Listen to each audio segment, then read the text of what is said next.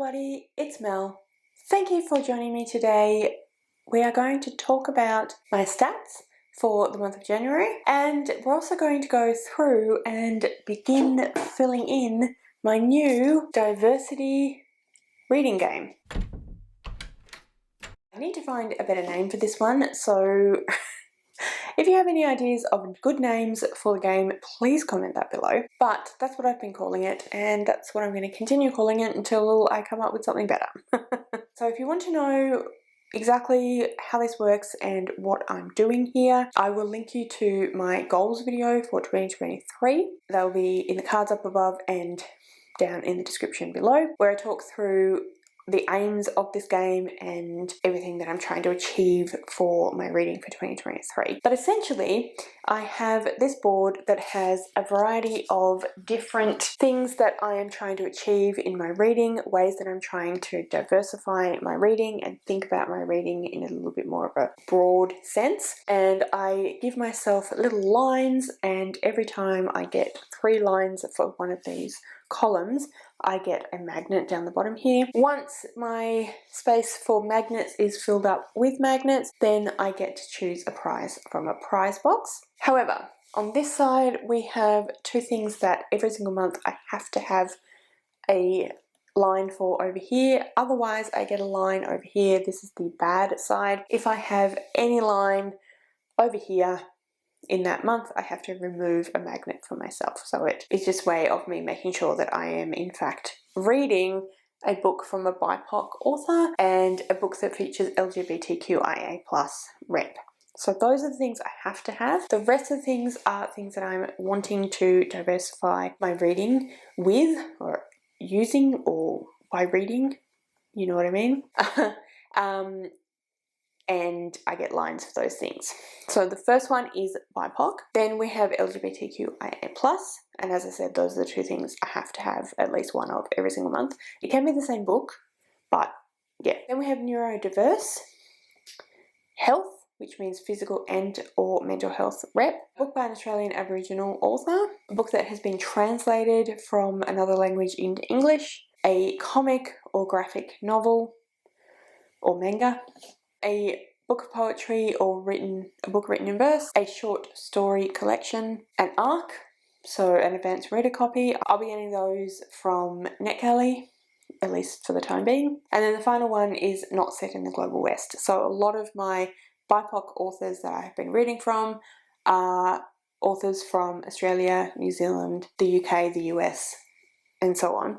So I want to try and diversify that and read books from not just people who are Black, Indigenous, or people of colour, but people from parts of the world that aren't the global west. So that is the board. I'm going to go through now and look at all the books that I read in the month of January and put up the lines and figure out how we went in the month of January. And then I'm going to talk about my stats. So how many books I read, how many pages, all of that information, what the genres were, star ratings, all of those things I'm going to talk about after we do the board. So let me just set myself up and then we'll get going. Okay, so I've positioned you in the bookcase and I have my journal with all of the information that I need. So let's go through and look at all of the books one by one. First up is The Unhoneymooners. Now, it was not written by a BIPOC author. There is no LGBTQIA+ rep in that one. Neurodiverse rep, no. Physical or mental health rep, I would say not. Neither of the authors are Australian Aboriginal authors. It was not translated. It was not a comic, manga, or graphic novel. It was not written in poetry, and it's not a book of verse. Other way around, it was not written in verse, it's not a book of poetry. Not a short story collection, not an ARC. Not set in the global west. So, not set in the global west. So yeah, that's not off to a great start. Nothing there. Then we come to The Hotel Witch by Jessica Miller. So Jessica Miller is not a BIPOC author. There is no LGBTQIA+ rep. There is no neurodiverse rep, no mental or physical health rep. She is not an Australian Aboriginal author either. It was not translated. It is not a comic, graphic novel or manga, not written in verse, and it's not poetry, not a short story. However, it is an arc. So that is a line there, and not set in the global west. So at least I got one line. Still hoping for these two up here though. Alright, next book we have is 1,000 Ships by Natalie Haynes. So this one is not written by a BIPOC author. There is no LGBTQIA+ rep. It is not neurodiverse. No mental or physical health rep. Not written by an Australian Aboriginal author. Not translated. Not a comic, manga or graphic novel. Not written in verse or poetry. Not a short story. Not an arc, and is set in the global west. That this is not going well. However, the next one is The Fae Keeper. So this one is written by a BIPOC author. H.E. Edgman is an Indigenous First Nations American author. LGBTQIA+ rep. Yes, it does have quite a bit of that rep in there. Neurodiverse. Not specifically stated. Physical or mental health rep. I would say yes, definitely. Not written by an Australian Aboriginal author. Not translated, not comic, not poetry or written in verse. Not a short story, not an arc, and it is set in the States. However, we do have BIPOC now and LGBTQIA+. So, phew, I don't have to have any unhappy faces for January. Alright, next up is Babel. And Babel was written by a BIPOC author, so that's a line there. No LGBTQIA+ rep, no neurodiverse rep, I wouldn't have said. No health, mental or physical health rep. Not written by an Australian Aboriginal author, not translated, definitely not a comic or graphic novel or manga. Not to poetry or verse, not a short story, not an arc, and is definitely set in the global west. So yeah, just the one BIPOC author up the top there. Then we have Rhapsodic. So I don't think Rhapsodic is any of these either.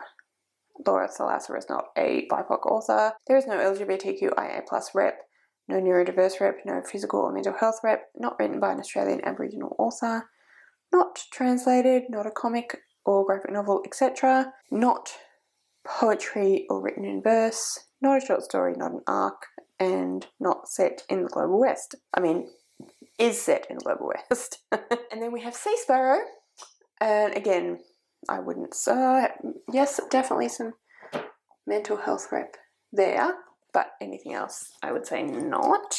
So yeah, we're off to a pretty good start. We've already got 2 in BIPOC and 2 in health, so we'll see how we go with February.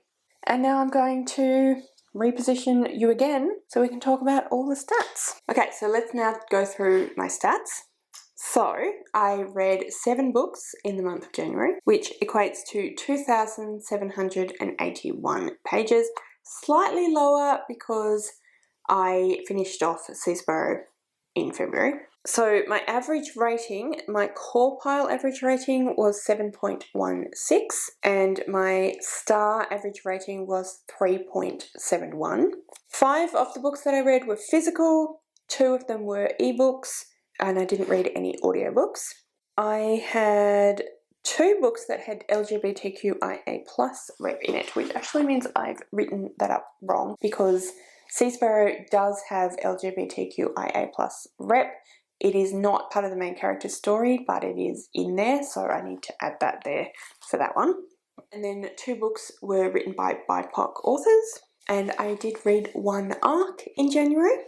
My star breakdown, I had 2 3-star books, 2 3.5-star books, I had 2 4-star books, and I had 1 5-star book. Of the 7 books that I read, 4 were fantasy, 1 was a romance, 1 was literary fiction, and 1 was historical fiction. That is how I have put it up in here, but I'm counting Rhapsodic as being fantasy, but it's actually more fantasy romance, so yeah. For categories, I read 3 new adult books, 1 middle grade, and 3 adult books. So those are all my stats for the month of January. If there are any other stats that you would like me to talk about, then please let me know that in the description below. But for the moment, those are all the stats that I have been gathering. So yeah, that's everything for this video. I'm trying to think if there's anything else, but I'm pretty sure that's everything I needed to tell you. So please comment below if you have any thoughts on anything I talked about here today. Let me know if you've read any of the books and what you thought of them. Are you doing anything like this where you are keeping track of particular things about the books that you're reading to diversify or any other reason? Please comment all that in the description below. If you'd like to leave me a comment but you don't know what, then leave me a smiley face because we are off to a decent start with our smiley faces on the board. All of my social media details are listed in the description below, so if you'd like to go and follow me on any of those other platforms, please feel free to do so. Thank you so much for watching. I really hope you enjoyed this video. If you did, I would absolutely love it if you would subscribe to my channel and give this video a thumbs up. And yeah, like I said, thank you so much for watching. I really hope you enjoyed this video, and I will see you next time.